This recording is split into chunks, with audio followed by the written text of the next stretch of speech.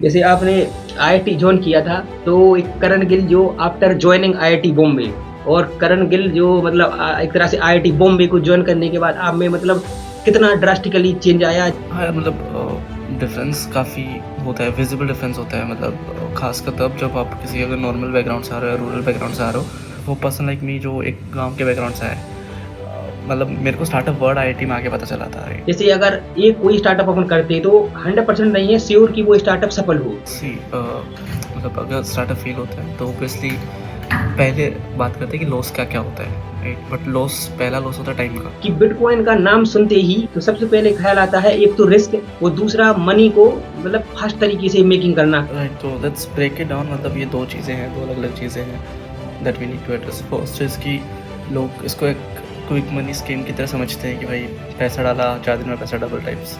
ऐसा कुछ नहीं होता है। जैसे आपने केमिकल इंजीनियरिंग था, तो आप कोर में ना जाके किसी अदर फील्ड में क्यों जाना चाहते थे? जैसे एज अ आईआईटीएन या फिर अपने इंडिया को अभी कोर में ज़्यादा ज़रूरत है आई थिंक। तो एक रीज़न तो वो कि वो मेरा इंटरेस्ट एरिया कभी था ही नहीं। तो अब वही है कि जैसे आपने एक तरह से स्टार्टअप किया स्वैप्सो जो बिटकॉइन से रिलेटेड स्टार्टअप है, जो कि अपने इंडिया में अभी एक तरह से उतना अभी मतलब उतना क्रेज नहीं है, जैसे बिटकॉइन से रिलेटेड उतनी जानकारी नहीं है या फिर अवेयरनेस नहीं है।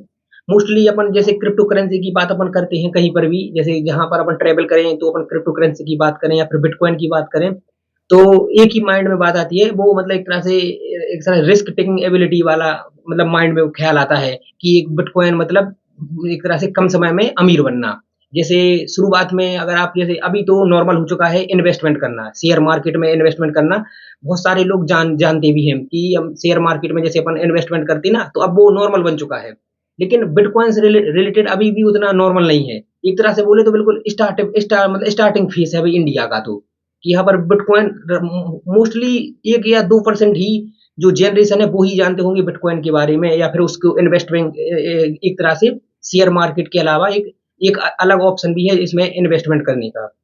तो अपन स्टार्ट करते हैं थोड़ी आपकी आईआईटी की जर्नी से, कि जैसे आपकी जो ब्रांच थी वो केमिकल इंजीनियरिंग थी, लेकिन मैंने आपकी लिंक्डइन प्रोफाइल देखी, तो वो शुरुआत से ही आपका बिल्कुल मतलब एक तरह से मोटिव था कि आपको बिटकॉइन में ही जाना है, क्योंकि अब मैंने देखा है आपकी लिंक्डइन प्रोफाइल को, वहाँ बिल्कुल शुरुआत से ही बिटकॉइन से रिलेटेड मतलब हर स्टेप आपका बिटकॉइन से रिलेटेड ही था। तो एक्सप्लेन कीजिए करेक्ट। इसको थोड़ा। सर मतलब ऐसा स्टार्टिंग से ये नहीं था कि बिटकॉइन में जाना है। वो बाय चांस सारे स्टेप्स वैसे हो गए कि वो that lead to bitcoin. So first year में मेरे को कंसल्टिंग में जाना था। ऐसा कुछ भी प्रॉपर नहीं था कि मेरे को स्टार्टअप करना है या फिर बिटकॉइन में जाना है। तो फर्स्ट ईयर में तो ऐसे नॉर्मल आईआईटी का बच्चा फर्स्ट ईयर की तरह मेरे को भी ये था कि यार कंसल्टिंग में जाएंगे, मैकेंजी मेन वगैरह में जाएंगे, बड़ी कंपनी में, कॉर्पोरेट कंपनी में काम करेंगे। बट फिर मैंने थोड़ा बहुत उसके अराउंड पढ़ाई वढ़ाई करी, थोड़ा बहुत पता चल गया कि यार वो मेरे लायक चीज़ नहीं है। फिर एक ऐसी चीज़ से मैं अलाइन करता हूँ, मतलब मेरे को वो करने में मज़ा नहीं आता बिल्कुल भी। इवन मैंने ईवाई करके कंसल्टिंग फर्म है जिसमें काम भी किया थोड़ा टाइम के लिए। तो सिर्फ 9 दिन में मैंने वो इंटर्न छोड़ दी थी क्योंकि मेरे को बिल्कुल भी मज़ा नहीं आ रहा था उस इंटर्न में। एंड देन धीरे धीरे फिर वो चीज़ें अलाइन हुई कि पहली चीज़ जब करी तो मतलब एक तरीके से वो ऐसा होता है ना कि आप एक फील्ड में घुस जाते हो और उसमें आपकी एक्सपर्टीज़ बने रह जाती है धीरे धीरे।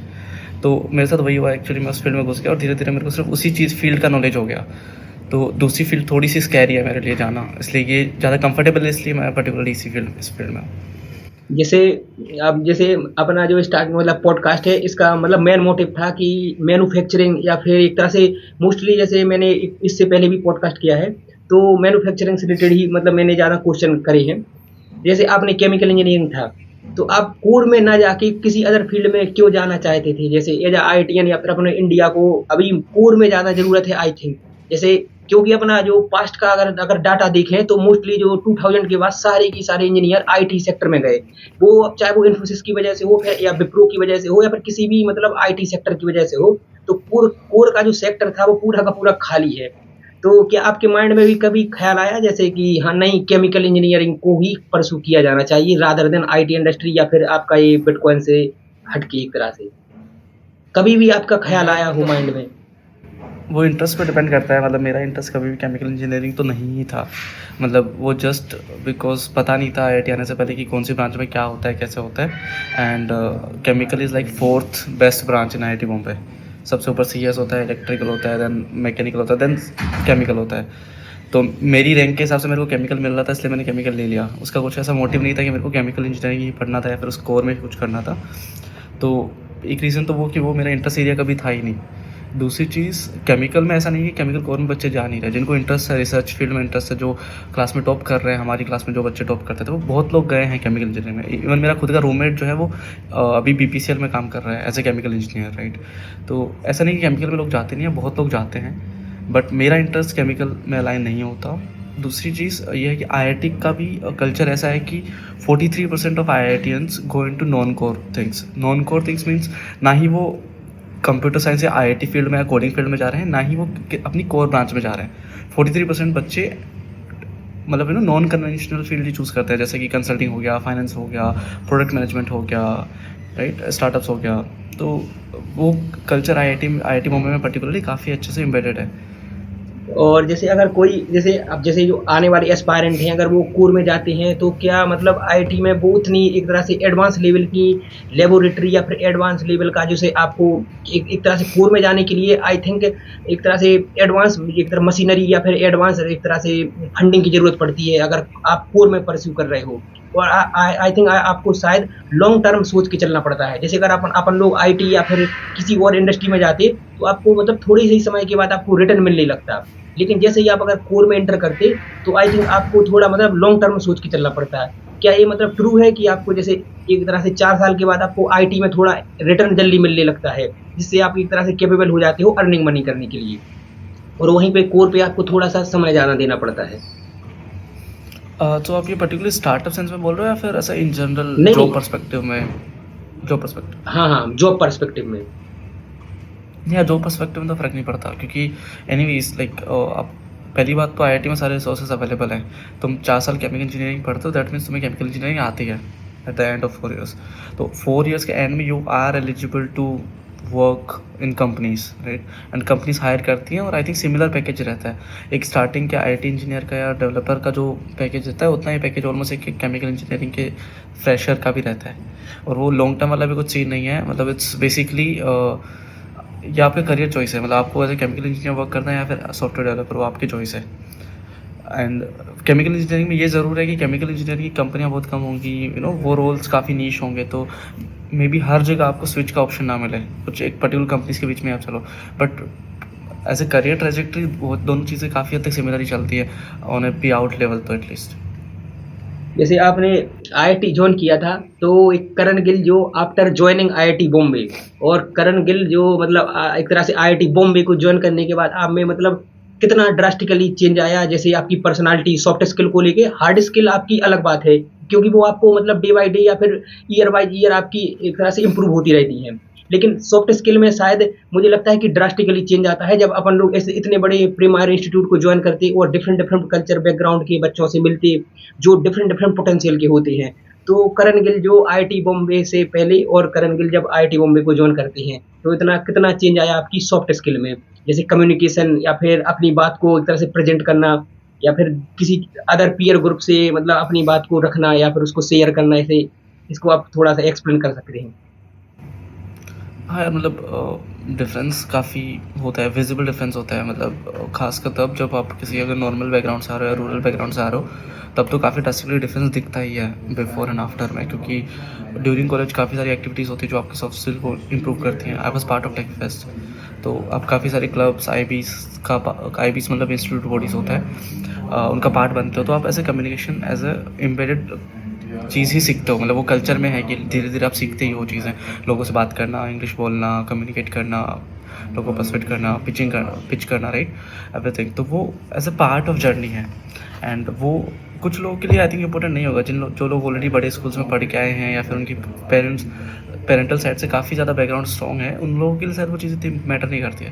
बट वो पर्सन लाइक मी जो एक गाँव के बैकग्राउंड से है, मतलब मेरे को स्टार्टअप वर्ड आईआईटी में आके पता चला था, राइट, तो उसके लिए तो बहुत ज़्यादा ड्रास्टिक चेंज हुआ था। मैं बोलने तक मैं कंफर्टेबल नहीं था, मतलब आईआईटी आने से पहले मैं कभी स्टेज तक पे नहीं गया हूँ, right, that was me. And then अभी तो मैं I usually am like very comfortable and like pitch वगैरह में प्रेजेंट करने में।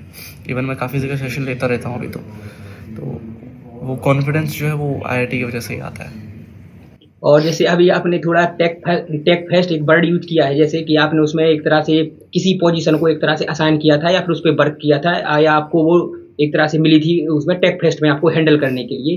तो अभी आपने जैसे दिल्ली भी गए थे आप, और भारत एआई इम्पैक्ट समिट आपने एक तरह से उसको ज्वाइन भी किया था, और मैं भी गया था वहाँ पर। मैंने भी बहुत सारे एक तरह से स्टार्टअप देखे, और जो इंडिया का पोटेंशियल था उसको भी मैंने देखा था। और वो रोबोटिक्स से रिलेटेड जो इश्यू हुआ है इतना सारा, वो भी मैंने उसको देखा था और मैंने उसका कैप्चर भी किया था।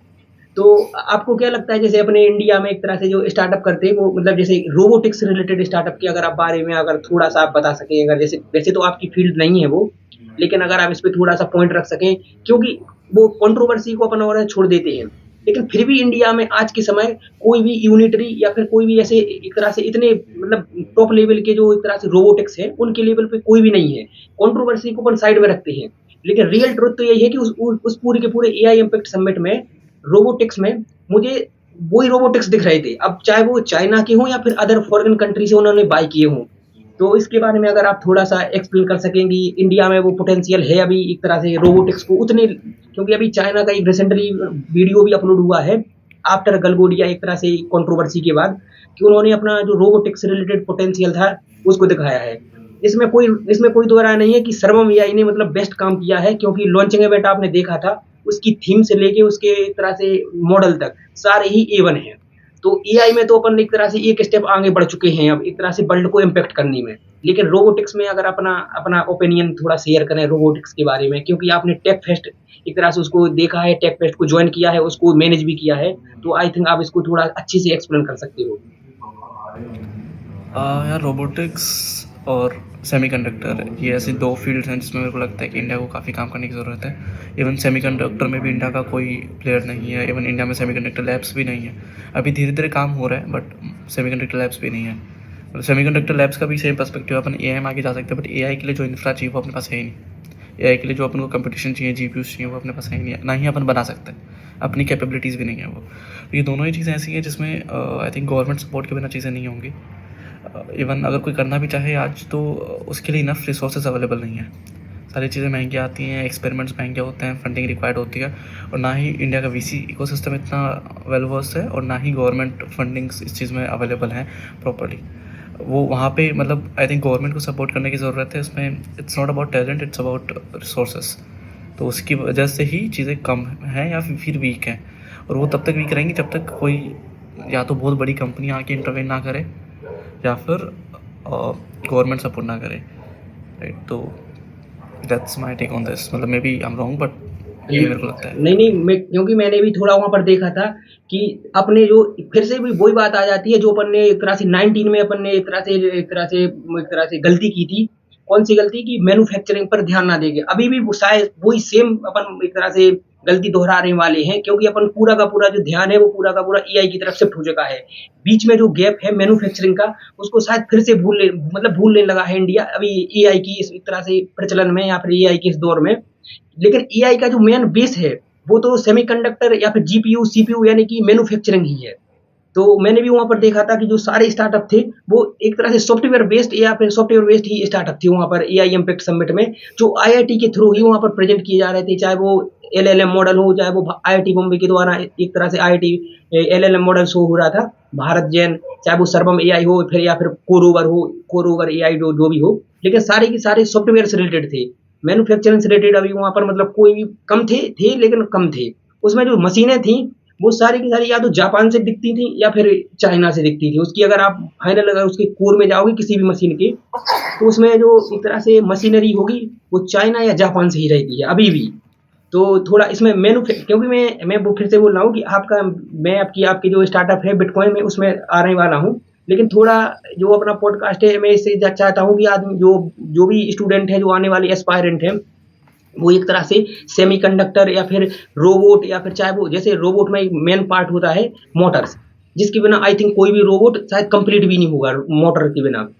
तो थोड़ी सी आप मैन्युफैक्चरिंग को थोड़ा सा अगर आप एक तरह से एक्सप्लेन कर सकें कि जैसे मैन्युफैक्चर में कौन कौन सी चीज़ पे अपन को मतलब काम करने की ज़रूरत है, तो इसमें अगर आप बता सकें। जैसे आईआईटी मुंबई में मैन्युफैक्चरिंग की तरफ कितने बच्चे इंक्लाइंड होते हैं, जैसे आपने बताया ना अभी कि उसमें 50% बच्चे हैं जो आईटी सेक्टर में ही शिफ्ट हो जाते हैं, कोर को छोड़ देते हैं। तो इस तरह से अगर आप उसको थोड़ा सा और एक्सप्लेन कर सकें। हाँ यार, मैन्युफैक्चरिंग लाइक लिटरली मेरा no experience, no forte, no education, मतलब मेरा कुछ भी बैकग्राउंड नहीं है उसमें, तो probably I am not the right person to ask this और इवन आंसर दिस। तो ओके, ओके। तो कोई बात नहीं।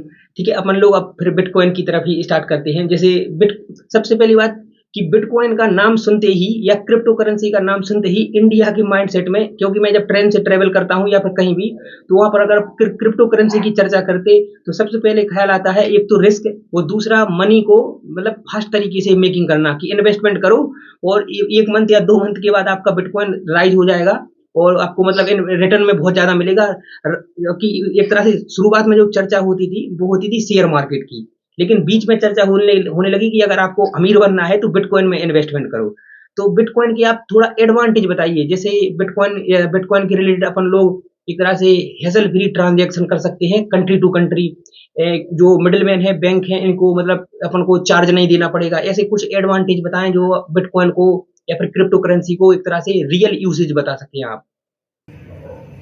राइट, तो लेट्स ब्रेक इट डाउन। मतलब ये दो चीज़ें हैं, दो अलग अलग चीज़ें हैं that we need to address. First is कि लोग इसको एक क्विक मनी स्कीम की तरह समझते हैं कि भाई पैसा डाला 4 दिन में पैसा डबल टाइप्स। ऐसा कुछ नहीं होता है, राइट? ऐसा दुनिया में कहीं नहीं होता है। चाहे वो शेयर मार्केट में डालो, चाहे बिटकॉइन में डालो, चाहे आप क्रिप्टो में डालो, चाहे वो आप गोल्ड में डालो, वो किसी भी एसेट क्लास में आप पैसा डालो, पैसा डबल ओवरनाइट नहीं होता है, महीनों में भी नहीं होता है, ठीक है? मैं तो 1 साल में भी बहुत मुश्किल से होता है, राइट? पैसा डबल होने का या फिर ग्रो करने का जो मंत्र है ना, वो यही है कि वो 3, 4, 5 साल, 6 साल में ही होता है, राइट? जो भी इंसान ये बोल रहा है कि यार 3 महीने में डबल पैसा, 2 महीने में डबल, बहुत जल्दी रिटर्न दिख जाएगा, वो पागल बना रहे हैं। सिंपल अगर मैं बिटकॉइन का भी बोलूँ ना, बिटकॉइन पिछले 3 महीने में 40% डाउन है, मतलब 40% का लॉस है, राइट? तो ऐसा 3 महीने, हाँ यस, तो 40% का अप्रोक्सीमेटली डाउन है। तो ऐसा कुछ होता ही नहीं है, राइट? तो मोस्ट प्रोबेबली जो ये लोग बोलते हैं ना कि यार हम 3 महीने में ग्रो करवा देंगे, 2 महीने में करवाते हैं, मोस्ट प्रोबेबली वो आपको कोई ना कोई फर्जी स्कीम ही चिपका रहे हैं जिससे आपको फ्रॉड होके वो पैसा लेके भाग जाएंगे। लेकिन फिर भी जैसे आप थोड़ा इसके जो रियल इश्यूज हैं जिससे ऑडियंस है वो सुन सके, जैसे मैंने एक इश्यूज बताया, जैसे मेडिसन एक तरह से, जैसे अपन लोग ब्लॉकचेन की बात करें तो ब्लॉकचेन से ही रिलेटेड ये क्रिप्टो करेंसी है और इसमें जो सबसे फेमस है वो बिटकॉइन है।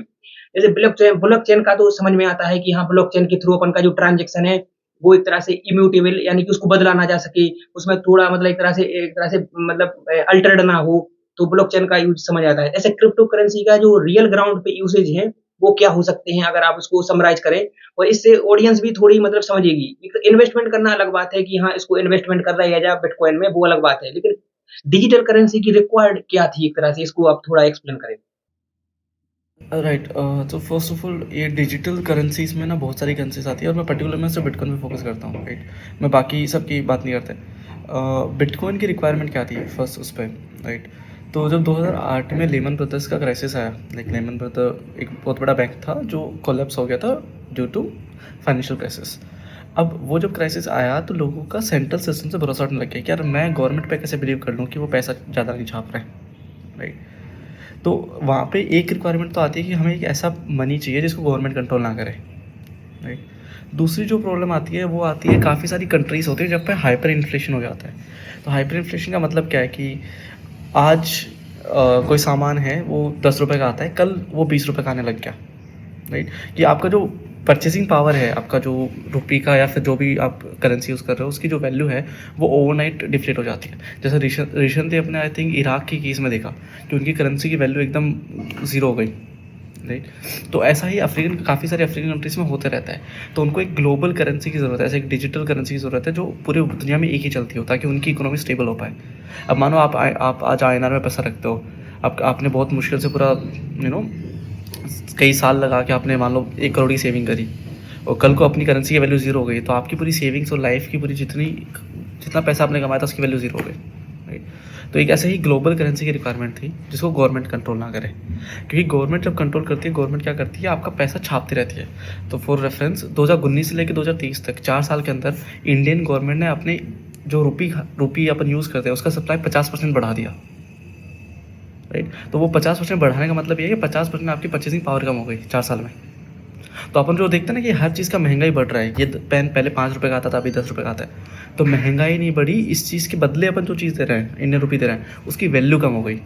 तो वो वैल्यू प्रिजर्व रहे, उसके लिए रिक्वायर्ड होता है कि स्कैर्सिटी होनी चाहिए एसेट में, या फिर वो गोल्ड बैक या कोई ऐसा एसेट से बैक्ड होना चाहिए, राइट। जो कि इंडियन रुपी भी नहीं है, ना डॉलर है, ना कोई करेंसी है। तो बिटकॉइन एक ऐसा एसेट है जो एनर्जी से बैक्ड है, जिसका सप्लाई लिमिटेड है, जिसको कोई गवर्नमेंट कंट्रोल नहीं करती, और ये इंटरनेशनल है।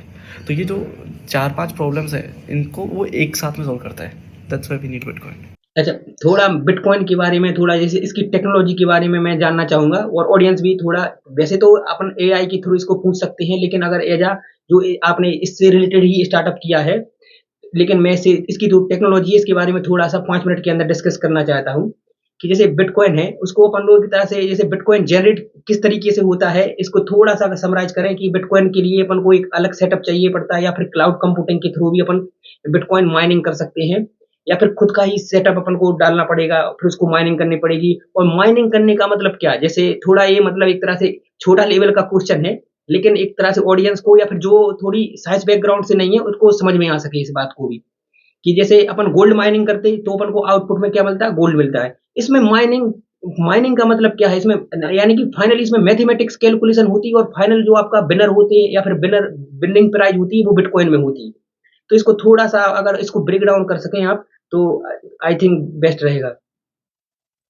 राइट, तो ठीक है, मतलब आई थिंक अंडरलाइंग टेक्नोलॉजी से चालू करते हैं। तो इसका underlying technology that is blockchain, and वो आपने ऑलरेडी एक्सप्लेन कर दिया कि वो एक इम्यूटेबल लेजर होता है, जिसमें एक बार एंट्री हो गई तो हो गई, फिर you can change it, right. वो ठीक है। तो बिट इसको जो एनालिसिस है जो स्टार्ट होता है पूरे इकोसिस्टम का, वो होता है बिटकॉइन माइनिंग से, राइट। तो अपन एकदम एकदम लो लेवल से बात चालू करते हैं। तो लो लेवल में कैसा, आप समझो कि अपन ने बिटकॉइन नेटवर्क के थ्रू एक दूसरे को ट्रांजेक्शन किया, राइट। मान लो मैंने आपको 10 बिटकॉइन भेजे। अब अगर मैंने आपको 10 रुपये यूपीआई से भेजे होते तो आप कंफर्म कैसे करते कि 10 रुपये आ गए?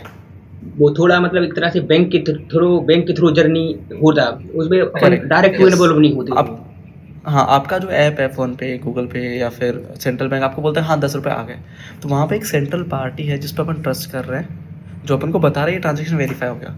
बट बिटकॉइन के केस में ऐसा कोई सेंट्रल पार्टी तो है ही नहीं जो बता दे कि ट्रांजेक्शन वेरीफाई हो गया।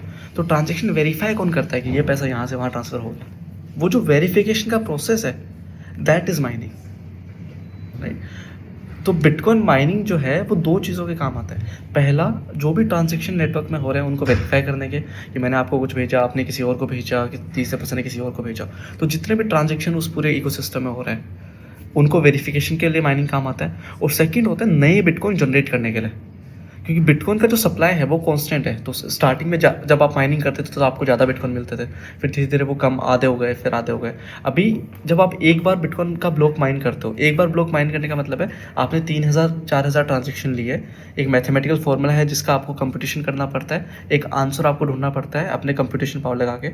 वो आंसर एक बार आप ढूंढ ले तो आपका ब्लॉक माइन हो जाता है। तो जितने भी ट्रांजेक्शन उस ब्लॉक के अंदर होते हैं वो सारे वेरीफाई हो जाता है।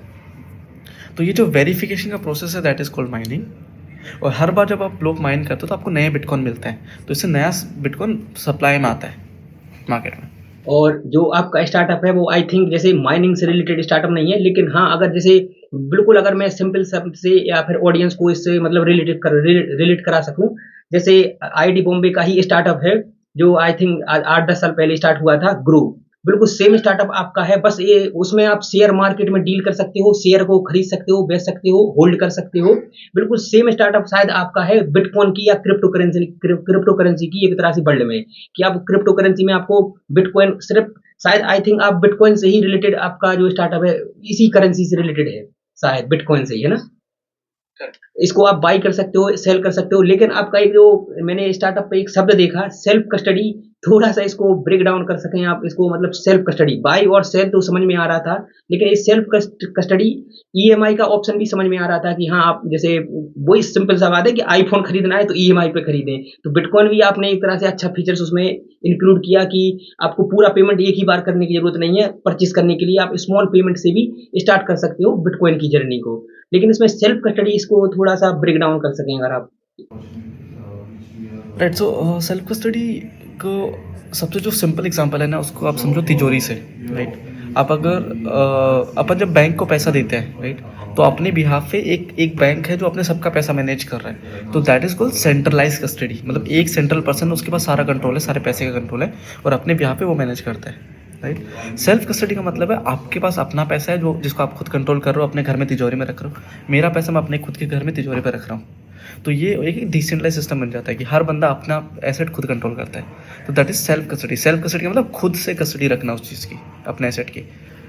तो बिटकॉइन में ये चीज़ इंपॉर्टेंट होती है, क्योंकि क्या होता है जब सेंट्रलाइज होती हैं चीज़ें क्रिप्टोकरेंसी वर्ल्ड में, तब वहाँ पे हैकिंग रिस्क बढ़ जाता है। मान लो कि अपन सबका बिटकॉइन मैं अपने पास रखूँ और किसी ने मेरा वॉलेट हैक कर लिया, तो अपन सबका पैसा लूट जाएगा एक बार में। बट अगर अपन सब अलग अलग अपना अपना अपने अपने पास रखें, सबका खुद का प्राइवेट की है, खुद का सिक्योरिटी सिस्टम है, हर एक बंदे का अपना, तो अगर मैं हैक होऊंगा तो भी आपके एसेट पे कोई फर्क नहीं पड़ेगा। इसलिए सेल्फ कस्टडी इंपॉर्टेंट होता है, ज़्यादा सिक्योर होता है। ओके, जैसे आप एक तरह से जो आपका स्टार्टअप है बिटकॉइन, तो और भी डिजिटल करेंसी हैं एक तरह से, लेकिन सबसे आई थिंक सबसे पॉपुलर इथेरियम और ये जो बिटकॉइन है यही है। तो क्या सारी जो एक तरह से एक सेकंड थोड़ा सा इसमें डिस्टर्बेंस है, जैसे इथेरियम और ये बिटकॉइन है, तो सारी करेंसी सेम होती हैं या फिर डिफरेंट डिफरेंट एक तरह से टास्क या फिर वर्क के लिए डिफरेंट डिफरेंट करेंसी को होल्ड किया जाता है या फिर जनरेट किया जाता है? और जैसे बिटकॉइन पे किसी किसी भी मतलब वर्ल्ड का या फिर किसी भी लीडर का या फिर किसी भी उनका मतलब इन्फ्लुएंस नहीं है, यानी कि उसको कंट्रोल नहीं कर रहा है। तो आई थिंक ऐसे ही सारी करेंसी होंगी जिनको वो मतलब एक तरह से वो उस पे किसी का भी एक तरह से हक नहीं है। हिंदी शब्द में अगर मैं इसको एक्सप्लेन कर रहा हूँ सही, तो इसको थोड़ा सा इसको आप भी ब्रेक डाउन करें या एक्सप्लेन करें इसमें। सर अभी मार्केट में 15,000 से ज़्यादा क्रिप्टो करेंसीज है, मतलब मोर देन 13,000। हर एक क्रिप्टो करेंसी का अपना एक कंसेंसस मैकेनिज्म है, जनरेशन प्रोसेस है, उसकी हर एक की टीम है, राइट। हर एक क्रिप्टो करेंसी का अपना एक मतलब सेट पर्पज़ है, एटलीस्ट वर्ड टर्म्स में, तो राइट। वो एक्चुअली कितना ट्रू है कितना नहीं है वो मैं उस पर कमेंट नहीं करूँगा।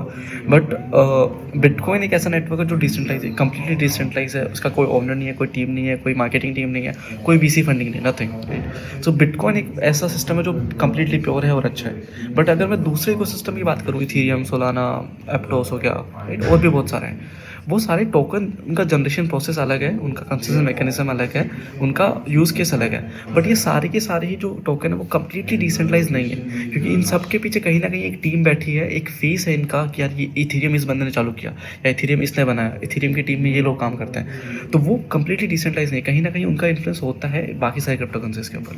बट बिटकॉइन को कोई कंट्रोल नहीं कर सकता, बिटकॉइन पे इसका इन्फ्लुएंस नहीं होता। ओके, जैसे मैंने आपका जैसे लिंक्डइन प्रोफाइल देखा था, तो जैसे आपने स्टार्टअप किया, तो एक स्टार्टअप में जैसे स्टार्टअप करने में बहुत सारी एक तरह से चीज़ें लगती हैं, जैसे टीम को एक तरह से हायर करना। और आई थिंक स्टार्टअप में जो सबसे बड़ा प्रॉब्लम है, एक सबसे बड़ा प्रॉब्लम तो शुरुआत में ये है कि आपका फर्स्ट स्टेप को लेना, यानी कि आपने आइडिया आया आपके माइंड में, लेकिन जैसे फर्स्ट स्टेप, जैसे अगर अपन सोशल मीडिया पे कोई भी वीडियो बनाते हैं, तो 100 वीडियो अलग, लेकिन जो आपकी पहली वीडियो होगी अपलोड होने में, तो वो सबसे इम्पोर्टेंट होती है। ऐसे ही आपके स्टार्टअप जर्नी में कि आपको कब इसका मतलब आइडिया आया और फिर कब आपने इस पे काम करना स्टार्ट किया, और जैसे टीम को मैनेज करना या फिर टीम को ही तलाशना है। अब चाहे वो आपकी इंस्टी के अंदर ही हो या फिर आपने कहीं बाहर से ही एक तरह से अपनी जो टीम है उसको बनाई हो, तो थोड़ा इसको अपना एक तरह से इसको भी आप एक्सप्लेन करें कि स्टार्टअप करते हैं तो इसमें सबसे बड़ी प्रॉब्लम क्या आती है, चाहे वो टीम मेकिंग हो या फिर टूल को या फिर जैसे टूल लर्निंग हो। तो सबसे बड़ी थोड़ी प्रॉब्लम क्या आती है स्टार्टअप में, और फिर स्ट्रेस को आप कैसे मैनेज करती हो? क्योंकि स्टार्टअप में सबको लगता है एक तरह से कूल कि स्टार्टअप एंटरप्रेन्योरशिप, या फिर आजकल तो बहुत ज़्यादा कूल है एंटरप्रेन्योरशिप या स्टार्टअप कल्चर। तो जबकि एक तरह से मुझे मालूम नहीं है क्योंकि मैंने स्टार्टअप नहीं किया, लेकिन सबसे इम्पोर्टेंट है इसमें स्ट्रेस, आई थिंक सबसे ज़्यादा रहता है स्ट्रेस। तो थोड़ा इसको एक्सप्लेन करें आप। मतलब ये तो यार एक इवेंचुअल जर्नी है, मतलब धीरे धीरे ही होता है। मतलब पहली बार में परफेक्ट आइडिया किसी को नहीं आता।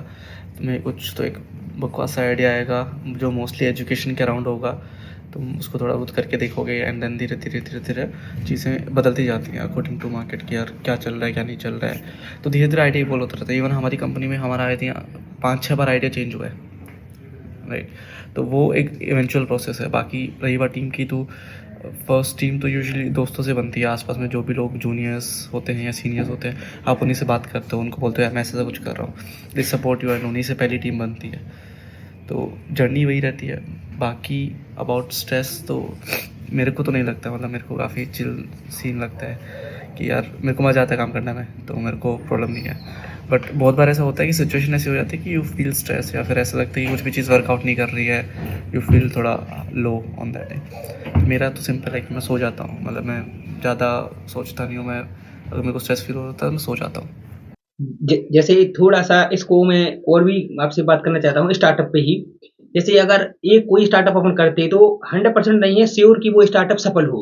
हो सकता है कि वो स्टार्टअप आपका और होता भी नहीं है, जो भी अपन को एक तरह से फेमस पर्सन है, वो दिखते हैं अपन को कि उन्होंने स्टार्टअप किया और उनका सफल हो गया। चाहे वो सचिन बंसल से लगा के अरविंद श्रीनिवास परप्लेक्सिटी के फाउंडर या फिर आपके ही कॉलेज से भावेश अग्रवाल हो, इनके जो सफल स्टार्टअप है, उनके पीछे असफल स्टार्टअप की कहानी वो छुप जाती है। सिर्फ़ और सिर्फ़ सफल स्टार्टअप की कहानी ही उजागर होती है। तो जैसे अगर अपन का स्टार्टअप करते हैं और वो असफल भी होता है, तो आपकी क्या मतलब एडवाइस है या फिर क्या राय है कि उसमें आप बहुत सारी चीज़ें सीखते हो, जो आपको असफलता के बाद भी वो एक तरह से सिखा जाती हैं स्टार्टअप की जर्नी में? चाहे वो जैसे एक तरह से मैं एग्ज़ाम्पल बता रहा हूँ, आप इसको थोड़ा-सा एक्सप्लेन करना या फिर इस पे बात करना। जैसे टीम को मैनेज करना या फिर एक तरह से जैसे जो बहुत सारे टूल हैं, अगर अपन स्टार्टअप नहीं करते, तो उनको अपन की इच्छा ही नहीं होती है कि उनको लर्निंग करें। लेकिन जब अपन स्टार्टअप में इन्वॉल्व हो जाते हैं, तो अपन को ना चाहते हुए भी वो सब चीज़ें करनी पड़ती हैं। जैसे सॉफ्ट कम्युनिकेशन यानी कि आपको प्रेज़ेंटेशन करना। अगर अपन स्टार्टअप नहीं करते, तो अपन लोग एक रूम में ही बैठे रहते हैं। लेकिन जब आप स्टार्टअप कर लेते, फिर तो अपन को ना चाहते हुए भी कम्युनिकेट करना पड़ता, बात करनी पड़ती, सॉफ्ट स्किल को इम्प्रूव करना पड़ता। तो इस तरीक़ा से आप थोड़ा-सा इसको बता सकें क्योंकि ये बहुत ज़्यादा आई थिंक बेस्ट रहेगा इसको आप एक्सप्लेन कर पाएँ। कि जैसे आपकी जो सॉफ्ट कम्युनिकेशन स्किल है वो कितनी इसमें आपके स्टार्टअप में एक तरह से आपको हेल्प किया? यार मतलब सी मतलब अगर स्टार्टअप फेल होता है तो ऑब्वियसली पहले बात करते हैं कि लॉस क्या क्या होता है, राइट। मतलब प्रॉफिट जो होता है वो तो ठीक है, बट लॉस, पहला लॉस होता है टाइम का, राइट। कि आपने बहुत, दूसरा लॉस होता है आपका पैसे का, राइट। कि अब पहला लॉस टाइम का क्यों होता है, क्योंकि आप बहुत ज़्यादा टाइम इन्वेस्ट करते हो सकता है आपके पास पैसे ना हो, बट आप टाइम इन्वेस्ट करते हो, बहुत सारी चीज़ें खुद से करते हो and everything, right. Second loss, अगर आप वो स्टार्टअप करने की जगह किसी भी दूसरी जगह काम करते हो तो मे बी आपको कुछ स्टाइपेंड मिलता है, कुछ सैलरी मिलती है, कुछ पैसे मिलते हैं, तो वो मॉनेटरी लॉस होता है। क्योंकि दो तो लॉस होता है, राइट। बदले में प्रॉफिट क्या क्या होता है? पहली चीज़, आप एग्जीक्यूशन सीखते हो, as a as a operator types बनना सीखते हो कि यार अगर आपको कोई भी चीज़ दी जाती है, आप में ये नहीं सोचते कि यार मेरे को इतना ही काम करना है। जब आप एक ट्रेडिशनल बिजनेस या फिर ट्रेडिशनल कंपनी में काम करते हो तो आपको पता होता है कि यार ये मेरा काम है, ये मेरा रूल है, इतना काम आएगा, इतना काम मेरे को करना है। तो आउट ऑफ द बॉक्स आप जाके कुछ नहीं करोगे। बट स्टार्टअप्स में क्या होता है, यू आर एवरीथिंग, मतलब आपको मार्केटिंग भी करनी पड़ती है, आपको कोडिंग भी करनी पड़ती है, आपको बाकी सारी चीज़ें भी करनी पड़ती हैं। तो यू बिकम ए ऑपरेटर, कि आपको कुछ भी दे दो आप कर लोगे, राइट। तो वो एक एटीट्यूड आप में थोड़ा सा डेवलप हो जाता है, राइट। सेकंड, आपको थोड़ा एक्सपीरियंस आ जाता है कि क्या चीज़ें नहीं करनी होती, क्योंकि स्टार्टअप में बहुत सारी चीज़ें होती हैं जो नहीं करनी होती, बट फर्स्ट टाइम वाले अपन करते हैं, गलती करते हैं, सीखते हैं। तो आपको सेकंड टाइम जब आप एक टेक लोगे स्टार्टअप पे या फिर कहीं भी काम करने में, तो आपको पता होगा कि क्या चीज़ें नहीं करनी है, right. On top of that जो आपको बेसिक टीम मैनेजमेंट वाली चीज़ें हैं, अकाउंटेबिलिटी वाली चीज़ें हैं, पिचिंग स्किल्स हैं, कम्युनिकेशन स्किल्स हैं, वो सब तो आप एनीवेज आप सीखते ही हो ऑन द गो। एक जो मोस्ट इंपॉर्टेंट चीज़ जो आपके साथ होती है ड्यूरिंग द जर्नी इज़ कि आप अनकंफर्टेबल सिचुएशन में जाना सीख जाते हो फॉर योर स्टार्टअप। जैसे अगर मैं अपना एग्जांपल बोल लूँ तो मैं बहुत ही ज़्यादा शाय पर्सन था स्टार्टिंग में। मतलब मैं इतना शाय था कि मैं अपने जिस आइडिया पे मैं काम कर रहा था वो आइडिया के बारे में पब्लिकली बताता तक नहीं था, राइट। तो दैट वाज मी, बट क्योंकि मेरे को ये चीज़ करनी थी, कंटिन्यू करनी थी, तो मेरे को ऐसा अनकंफर्टेबल सिचुएशन में जाना पड़ा कि मेरे को बताना पड़ा लोगों को, राइट। तो it basically push you to take uncomfortable situations on you and then eventually grow on that. Okay, तो मैं मतलब जैसे मैंने इसमें अपने अपने की तरह से आईआईटी से रिलेटेड प्रिपरेशन की बात नहीं की क्योंकि वो ऑलरेडी मतलब चल रहा है कहीं और पर। और मैंने इस पे जो बात की वो अभी मोस्ट इम्पोर्टेंट बात है कि स्टार्टअप या फिर एआई बात। जैसे आप अपने जो स्टार्टअप है उसमें आपका एआई जैसे अगर एआई मान के चलो एआई नहीं होता यानी कि आपको एआई क्योंकि अभी मार्केट में है ना कि एआई एक तरह से आपकी सारी जॉब खा जाएगा। तो अगर एक थोड़ी-सी अगर आप एक तरह से नॉस्टैल्जिया में जाएँ कि मान के चलो कोई एआई नहीं है और कोडिंग आपको खुद ही करनी पड़ती है या फिर बहुत सारे जो टूल हैं वो आपको खुद ही मैनुअल तरीके से करने पड़ते हैं। तो आपके लिए पार्टिकुलर जैसे आपके लिए एज़ अ स्टार्टअप या फिर एज़ अ एक तरह से फाउंडर जो एआई टूल है वो आपके लिए बून है या फिर बैन है, या फिर आपको इससे मतलब एक तरह से बेनिफिट हुआ? एक तरह से इसको थोड़ा-सा आप एक्सप्लेन करें कि आपके स्टार्टअप में कितना ज़्यादा हेल्पफुल रहा, ये जो एआई टूल है या फिर एआई से रिलेटेड कुछ भी चीज़ हो, चाहे एलएलएम मॉडल हो, चाहे चैट जीपीटी या फिर परप्लेक्सिटी या फिर कोई भी एक टूल जो आपके स्टार्टअप में हेल्प किए?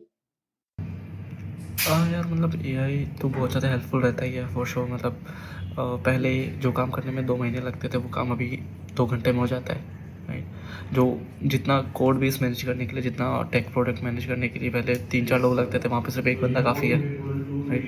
मतलब एक अच्छा स्मार्ट बंदा accompanied with AI is like killer types, right. वो 10 लोगों का काम अकेले कर लेता है। तो एआई तुम्हारी स्पीड बढ़ा सकता है, तुम्हारे एग्जीक्यूशन को ईजी कर सकता है। तो ओबियसली ये हेल्प्स अ लॉट। मतलब आज भी, मतलब सुबह से मैं जो काम कर रहा था वो मे बी पहले मैं करता था मेरे को 1 वीक लगता था, अभी मैंने सुबह से बैठा हार्डली मेरे को 3 घंटे लगे। और that work was better than my previous work जो मैं 7 दिन में करता, कंपेयर टू जो एआई ने करके थी वो ज़्यादा बेटर था और मेरे को 3 ही घंटे लगे, राइट। तो टाइम और क्वालिटी दोनों इम्प्रूव, मतलब टाइम बचता है, क्वालिटी इंप्रूव होती है।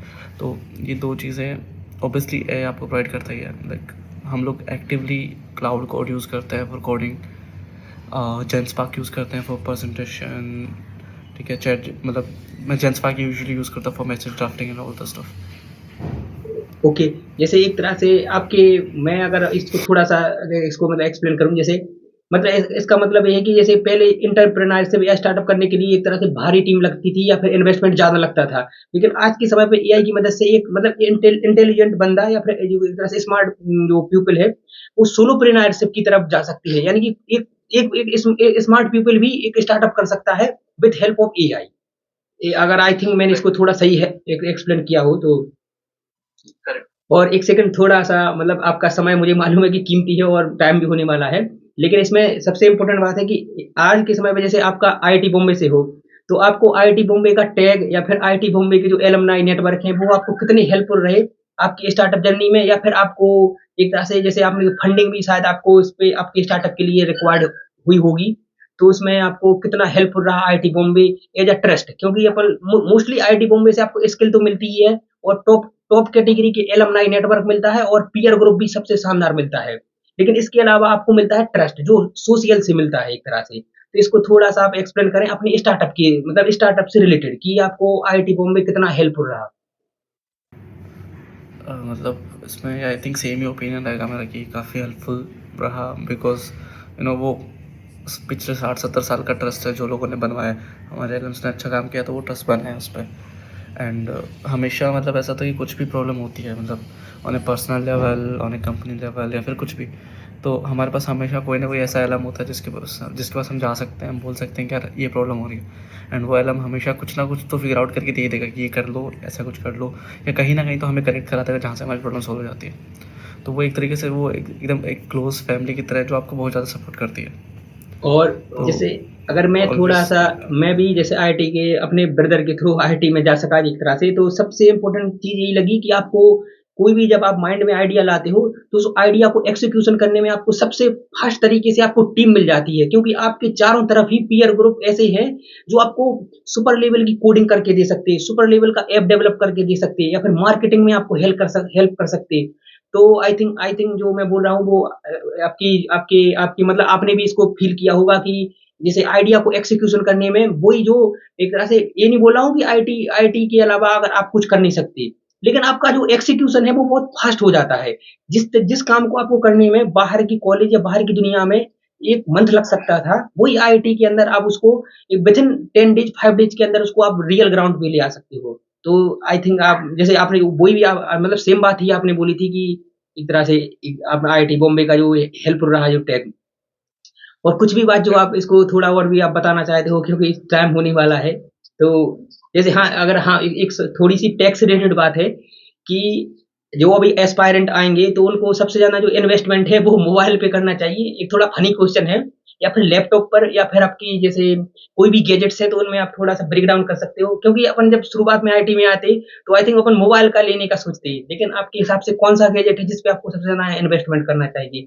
ये थोड़ा अपने पॉडकास्ट से हट के क्वेश्चन है, लेकिन फिर भी आई थिंक ज़रूरी है क्योंकि एस्पायरेंट जल्दबाजी में बहुत ज़्यादा इन्वेस्टमेंट आईफ़ोन पे कर दी थी, आई थिंक। नहीं नहीं वो रिक्वायर्ड नहीं होता, मतलब I think best would be कि मोबाइल की जगह लैपटॉप पे इन्वेस्ट करो। एक अच्छा लैपटॉप लो, एक अच्छा डिवाइस लो जो तुम्हारे काम करे, क्योंकि 80% of time you spend on your laptop. मतलब जो जाग रहे हो आप, मतलब अगर आप हटा दो, एक दिन में 14 घंटे का स्क्रीन टाइम होता है यूजुअली, 13 से 14 घंटे का। तो फ़ोन पे यूजुअली 2-3 घंटे का रहता है, 10 घंटे 11 घंटे का लैपटॉप पे रहता है। आप जो भी काम कर रहे हो वो लैपटॉप पे कर रहे हो, तो इवन चाहे वो व्हाट्सअप पे लोगों को रिप्लाई करना होता है ना, वो भी लैपटॉप पे करते हैं लोग। मतलब जो डेस्क पे बैठते हैं, जैसे मैं डेस्क पे बैठता हूँ, मैं व्हाट्सअप का रिप्लाई भी लैपटॉप से कर रहा हूँ। तो लैपटॉप या फिर वो ज़्यादा बेटर रहता है, आई बिलीव। आईआईटी बॉम्बे की लास्ट लास्ट में जैसे आईआईटी बॉम्बे की सबसे बेस्ट चीज़ जो आपको लगी कि मतलब जैसे चाहे वो जैसे एक तरह से वहाँ का एनवायरनमेंट हो या फिर वहाँ का जैसे कोई भी चीज़ जो आपको जैसे टेक फेस्ट, मूड इंडिगो जो सबसे बेस्ट लगी जिससे आपको मतलब लगा हो यार कि आईआईटी में मतलब जो सोचा था आपने प्रिपरेशन के वक़्त जैसे बहुत सारे स्टूडेंट होते हैं वो मूड इंडिगो को अपना मोटिव बना लेते। कोई लोग स्टार्टअप कल्चर को मोटिव बना लेते, कोई लोग टेक फेस्ट को। तो आपका जो जो पास्ट में यानी कि जब एस्पायरेंट थे आप तब आपका जो वो एक कौन-सा सीन था जो आईआईटी बॉम्बे में आपका फुलफिल हुआ? एक तरह से चाहे वो एक तरह से इंस्टी को लेकर कुछ भी आप ऐसे बता सकें तो? मतलब मेरे केस में दैट वाज जॉब सिक्योरिटी, कि मोस्टली लाइक अगर आप आईटी में आते हो तो आपका जॉब लाइफ सॉर्टेड रहता है, कि आपके पास हमेशा एक बैकअप ऑप्शन होता है कि आपको 1,00,000 1,50,000 रुपए की जॉब तो मिल ही जाएगी कहीं भी।